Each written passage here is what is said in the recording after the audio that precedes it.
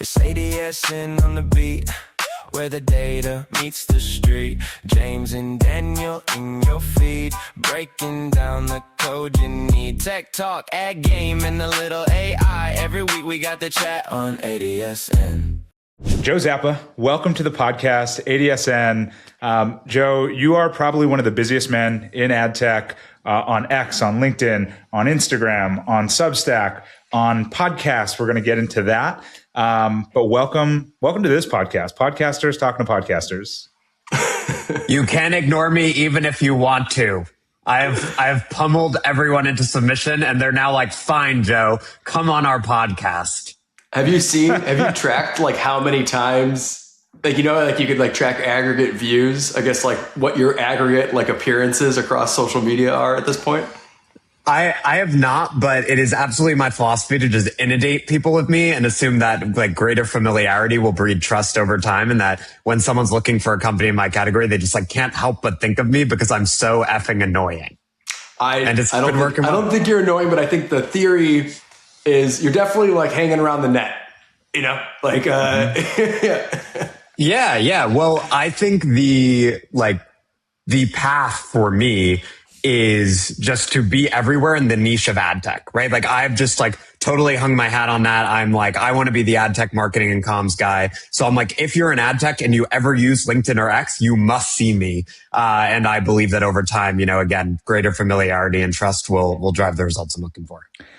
Let's talk about that. How did that kind of become your thesis for not just SharpPen, but you're so vocal on all of these platforms about if you're a CEO, if you're a CMO, even if you're a junior person at these companies, you should be vocal about what you're building, what you're doing. And if you're not, then you're missing an entire opportunity and audience that, to your point, you just doesn't know who you are or what you're doing.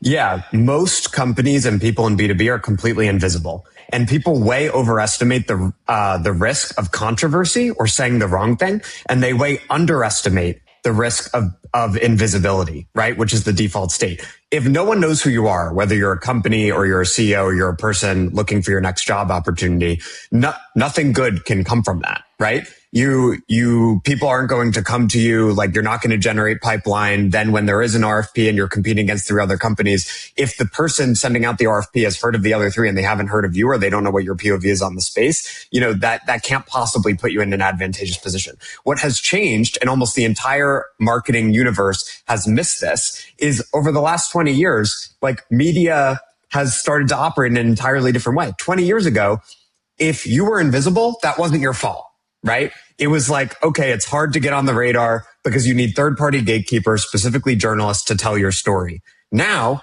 that is completely up to you. Like, if you want people to know who you are, or you want people to know what your company is and what your POV is and why you're different and better than your competitors, you can just be on X and LinkedIn. You can be creating podcasts. You can be creating a newsletter, and you can get in front of the audience you want to build credibility with them. And so that's my basic POV is media has changed. We all as individuals have the power, and every CEO should therefore be out there shilling for their company because that's how influence gets created nowadays.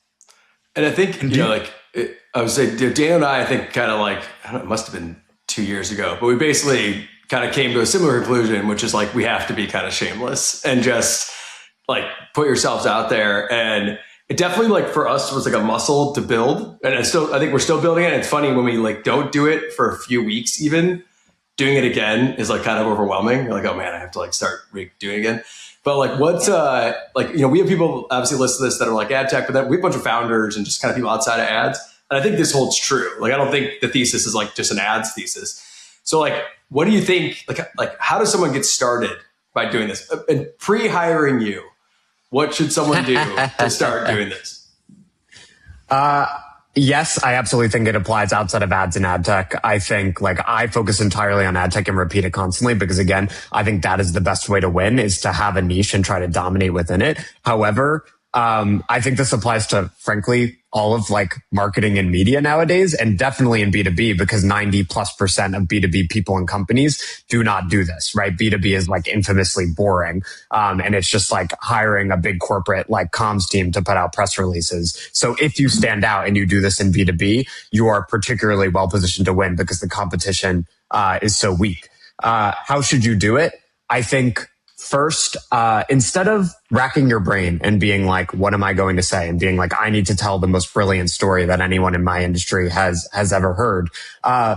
Figure out where the conversation in your industry is already happening. Think about your customers. Whom are they following, right? Who are the influencers in your space? And then where are those people hanging out? So it might be X, it might be LinkedIn, it might be Instagram, it might be TikTok, but find who are like the top 20 influencers who already have the audience you want, and then start reading and commenting on their stuff.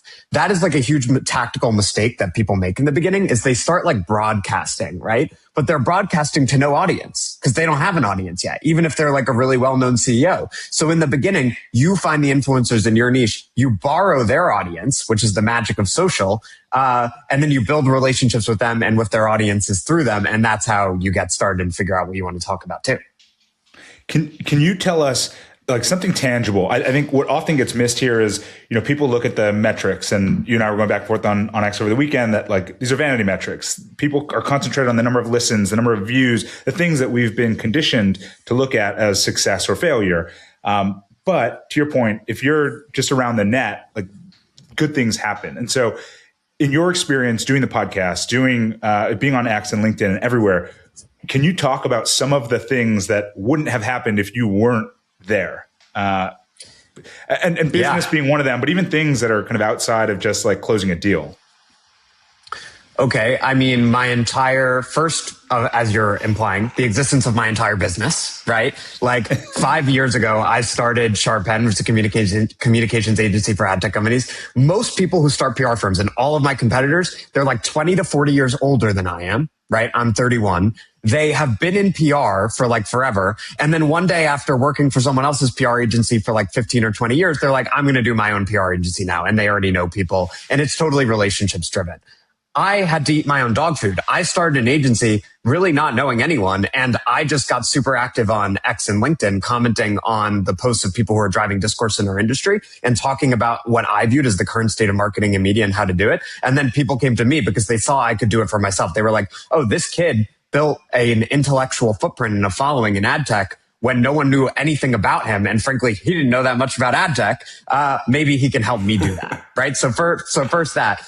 How I started my other podcast, because I now have 2 podcasts in addition to coming on other people's. The new one.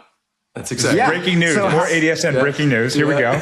Yeah, exactly. The Ad Tech Marketing Podcast. It is a podcast I'm hosting. But before that, 2 years ago, I started Open Market with Eric Franchi. You might be wondering, if you know anything about Eric Franchi or the ad tech industry, how did little old Joe Zappa create a podcast with Eric Franchi, who's like a pretty big deal, right? Like one of the most noted investors in ad tech, sold a company, Undertone, for nearly $200 million in 2015. Like, the way it happened was Eric liked my tweets. He saw me tweeting and he shot me a DM and he was like, hey, you have some interesting things to say. Maybe we should talk. And then we like met up and he was like, yeah, you are interesting. You want to do a podcast together? And then we started doing a podcast together, and an incredible amount of value was derived from that. So again, it's just like you are choosing either invisibility, which is the default state, or you are choosing to get in front of the, let's say, 500 people in your industry who can make something happen for you, who can become customers, who can become talent, give you your next job opportunity. Maybe they come work for you.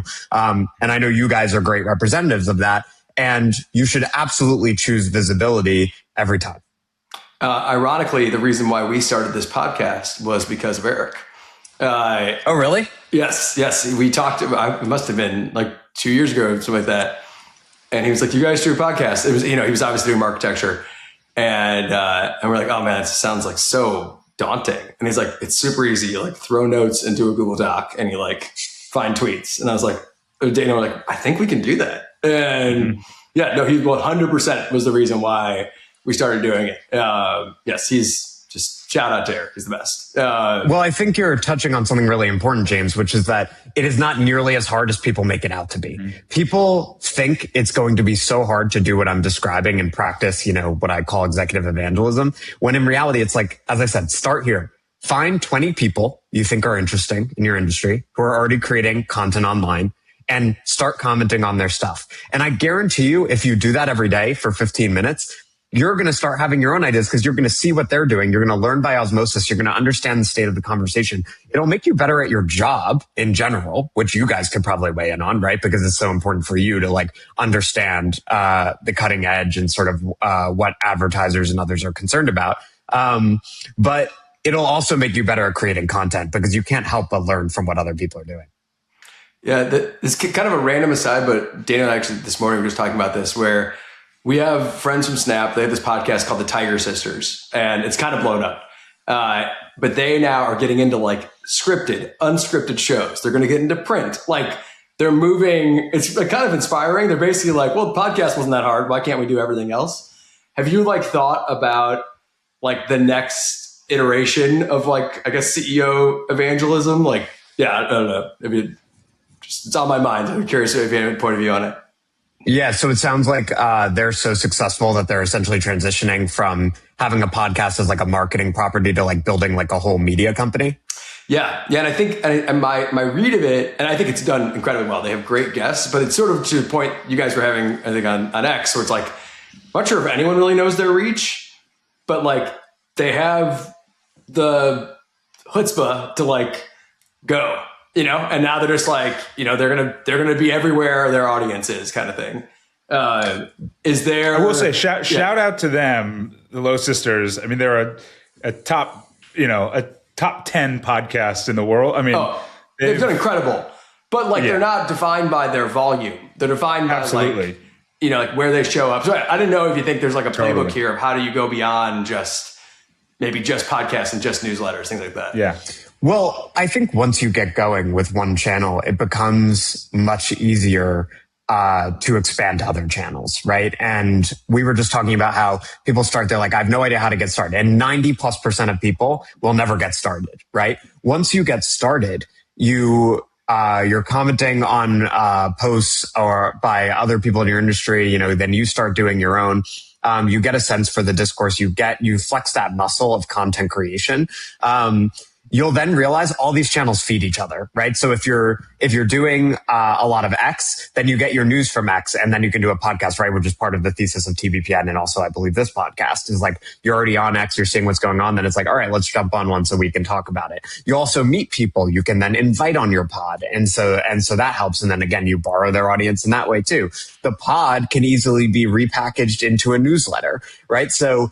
And then with AI, like all of these things can be like transcribed and sort of repurposed and then edited by the humans who create them. So it's just become easier than ever to have this sort of multi-channel solution. And I think that's kind of the gold standard of executive evangelism or modern media, is having like audio, email, and social. I think those are kind of the holy trinity of channels. And social, I'll even break that up further. I mean, you've got LinkedIn, which is a heavy text. Obviously, they're pushing into more video or wanting more video. X, which is primarily text. And then you get into more of the social, Instagram, TikTok, which are entirely video. And so as you put it on like a ranking system, when you're talking to CEOs, like, are there platforms you're like, you typically don't need to be there, or here's like the order of operations. Let's start here, and like as we hit milestones, we'll get to whatever platform. Well, you have to be on the platforms where your audience congregates, right? So that's the first thing. So if I'm trying to build an ad tech services business, right, I could go to Instagram, but I don't think that's where I'm going to find like a sort of already built community of like ad tech CEOs and marketing leaders. So I'm going to go to X and LinkedIn because I think those are the platforms where those people congregate. After that, though, after just being like, okay, where's my audience, and making sure you choose a platform that checks that box, I think the most important thing is just whichever format you're actually going to run with and be comfortable with. So in this case as well, it's very much like going to the gym. It's like, if you're fit and someone, a friend who doesn't work out asks you like, oh, like, give me your whole workout routine and whatever. And what about like this versus that? And it's like, it doesn't matter. Pick the one if you're inactive today, pick the one you're actually going to do. It's the same thing with content. If you're great on video and you're comfortable doing that, great. Record a 5-minute video from your living room and put it on X. If you are great at writing, then write. If you prefer long form, do long form. And so I think it looks like that. And then do you typically get pushback from the CEOs directly, or their comms teams who are like, whoa, this is like wildly uncomfortable for us as a company? Oh, the comms teams are way worse than the CEO. I think CEOs, James laughing, the CEO and founder, like they more often have the kind of personality because especially if they're an entrepreneur, right? If they're not a professional CEO, but they're a founder, they have a risk-taking personality. So those people are very often the types of people who are like, yeah, I'll put it out there. Like, let's go, let's hustle, let's see what works, let's experiment. Whereas like the sort of, middle manager in marketing, they are generally much more risk averse and they're more oriented toward the status quo where they're like, this is how we've always done it. Let's keep doing it that way. There are exceptions, but even in the case where you have a like VP of marketing who is really bullish on social or this executive evangelism approach, you still need a CEO or like a GM or whatever, who is in favor of taking this approach. Because this is like an important takeaway for CEOs is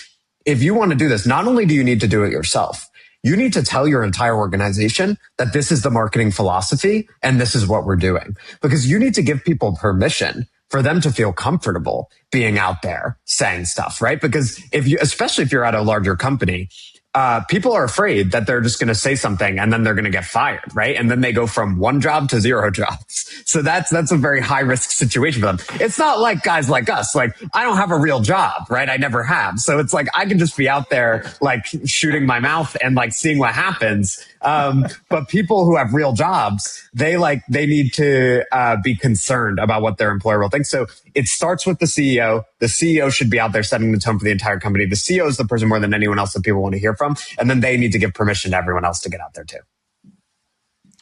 And then right now, like when you're going after new business, I guess is your pitch been like especially for ad tech, like given there's so much M&A, like, are you like, listen, this is now like a strategic must have, like you are not getting this thing bought unless people know who the hell you are? Is that conversation happening like every day? When Terry Kawaja, the sort of ultimate ad tech M&A thought leader, came on Open Market with me and Eric, this was one of his major points, was that he said he likes what I do and the content I put out. And because the main mistake he sees with founders in ad tech and martech who want to sell is they'll come to him and they've been around for, let's say 7 years or something, and they have great numbers. And then he's like, the problem is no one has heard of you. Right? Like no one knows you exist. You put all this effort into building a company and having great client lists and having a product, but you put zero effort as the CEO into marketing and you have no marketing team. So no one knows who you are. And obviously that is going to bite into your multiple and your exit prospects. So again, it's like exiting is like anything else. It's like sales. It's like finding talent. If you are not out there, it is much harder to succeed. Whereas the inverse is also true. If you are extremely out there and you seem way bigger than you are, if people feel like, oh, I'm seeing that guy everywhere, like you may get a premium that frankly would otherwise not be warranted because the perception is, oh, that company is so hot. Yeah, I think I can think of a few CEOs that, who knows if their businesses are as big as they're making out to be, but you see them everywhere and they talk a big game and their entire teams comment and share and do the thing. And it creates this echo chamber. I am curious with the recent news of like the AI slap on LinkedIn, them being the platform with the most AI written articles. Like, how does that play into this strategy? And what are you telling your clients to do or not do? Majorly. I am very pro AI. I use AI for hours a day. I certainly use it for some content creation. However, I think there is a warranted backlash happening against like the enshittification or enslopification of platforms like LinkedIn X, and LinkedIn is absolutely the worst offender. And what that means is that it doesn't mean like AI is useless or we're anti-AI or don't use AI for marketing writing. There are forms of marketing writing for which AI is very useful. Press releases. Press releases are extremely formulaic. You can absolutely use AI to generate a press release and then obviously just like prompt it and edit it carefully, just like you would any other like AI written artifact. But when it comes to social, like social is on the absolute other end of the spectrum from press releases. Press releases are totally formulaic, corporate, whatever. LinkedIn or X, they're all about sort of human connections, expressing an individual's thoughts, right? This is why individual pages always outperform like the company page. Like no one wants to hear really from a brand on LinkedIn or X. There are like very few exceptions where like brands crush that, like a Duolingo or something. But in like the vast majority of cases, people want to hear a real individual human's perspective and experience. And so I am like basically all human all the time on social platforms now. And I would encourage people to do that. Brian Chesky today from Airbnb. I just saw this. He's getting roasted. He's getting roasted. And absolutely he should be, because he put out this like absurd thread of just like Claude slop. Like it was just like, yeah, go ahead. I did think I am pretty pro crypto. I was pumped that he's advocating for like, the substance is fine. Yeah, but I agree. It's like sucks that the style destroyed the substance. Like no one's talking about that. Like the head of CEO of Airbnb is saying that like everything's going to get tokenized. Instead, it's, to your point, it's just AI slop. Yeah, and the reason, James, that people are reacting so negatively to that is I think we can all tell that you used AI to generate it, which makes us feel like you as the CEO you didn't put the time in to tell us what this really means to you, right? Like you're Brian Chesky, you're one of the like most influential people in business and tech. You're extremely successful. You're a billionaire. You have a huge team of people who could help you, right? If you wanted some help, articulating your thoughts on this. And instead it feels to us, whether it's true or not, like you just went into Claude and you were like, we're doing this thing with tokens, like create a thread on X about it. And it's like, people are rightly demanding more from like public figures, right? They're saying, all right, we demand that, if we're going to read this thread on what, Airbnb is doing around tokens or crypto, then, we expect that you are going to put 30 minutes into like expressing your thoughts, clearly. And I think that is to Daniel's initial point, this is ultimately a very good thing. Because again, as I said about the media and marketing competition in B2B, guys, the bar is low, right? Like most people are not doing this at all. They're not communicating. They're invisible. Then the people who are communicating, they're outsourcing it to Claude and putting like zero effort into prompting and editing. So if you are out there, if you can take 30 minutes a day as a CEO to be like genuinely using your very smart human brain to comment on what's going on in the industry and engage with the people who are moving the discourse, you're going to stand out. And if you stick with it for a year, you're going to get deals and talent and all sorts of other opportunities from it. Okay. So before we wrap then, Joe, I mean, it's just like gem after gem here, but let's like break this down. I want you to tell the CEO and then the junior person who's like early in the career, like, here are the things you need to do in 30 days. Like, what is the playbook? 30 days. You're not going to get fit, camp. Right? Yeah. Zappa boot camp. You're not going to get ripped, right? Like, you're not going to the gym. You're not going to run a marathon.